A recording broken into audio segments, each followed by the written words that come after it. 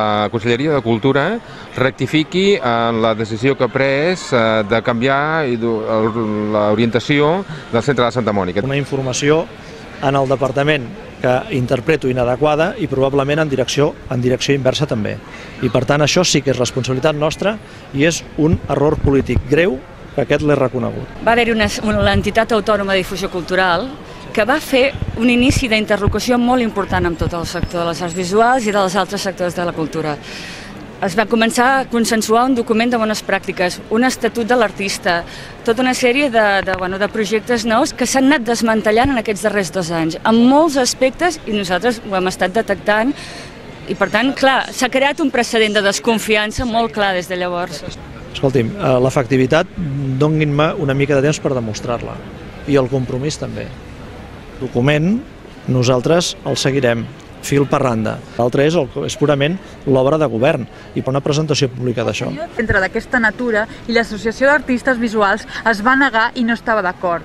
O sigui que podria plantejar-se quina insistència té el senyor Altaió en... Que tindrà l'oportunitat de tornar-los a explicar i veure si vostès hi estan d'acord o no. Realment hi ha molta bona voluntat. No la veig, però... No, però es veu la cara, potser està bé que se la vegi. Perquè és un departament que desplega una política d'esquerres. La màxima eficiència en l'ús dels recursos públics va determinar que una part de l'acció que havia de fer el departament es podia fer compartida en aquell espai. I va encarregar un projecte a gent del departament, de la plantilla del departament, perquè el tirés endavant. Ha decidit canviar de rumb i literalment acabar amb el centre de Santa Mònica. No és un centre dedicat estrictament al teixit local, creatiu. De l'entitat autònoma de difusió cultural que deia vostè, justament perquè entenia que era un instrument valuosíssim de relació, no es va tocar cap persona.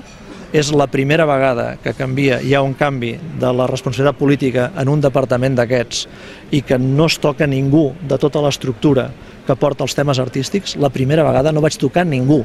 Els que no serà un centre d'art contemporani, això sí que ho sabem. Jo el primer dia, sense tocar ni una coma, vaig agafar el projecte tal com havia quedat del Consell de la Cultura i les Arts i el vaig portar al Parlament. En contra de l'opinió del partit que m'havia proposat per tenir el càrrec. Perquè m'ho crec personalment. Quin interès hi ha que sigui Vicenç Altaió constantment no pugui ser una altra persona, el director d'aquest centre d'art? Perquè és la persona que hi havia al departament que ens va semblar que podien tirar endavant el projecte. Perquè no van fer un concurs públic? Perquè una cosa és la política del departament. Tampoc he fet un concurs públic per triar la directora general de mitjans audiovisuals. Què passa? Que és que aquí podrà fer política cultural dient a tothom, els ajuntaments, les diputacions, tothom, menys el govern de la Generalitat? No pot ser.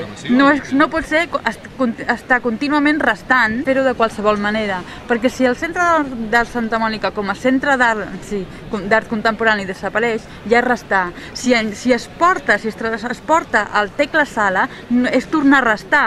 I el que hem fet és demanar ajut. Ja us ho dic, a determinades persones, ajut i complicitat. I també us la demano. Si sabeu d'espais adequats i d'això, dieu. Hi ha un canvi important de paradigma artístic i cultural a tota Catalunya i tots en som conscients. El cas Santa Mònica, de fet, és un cas dins d'una cadena de coses, no?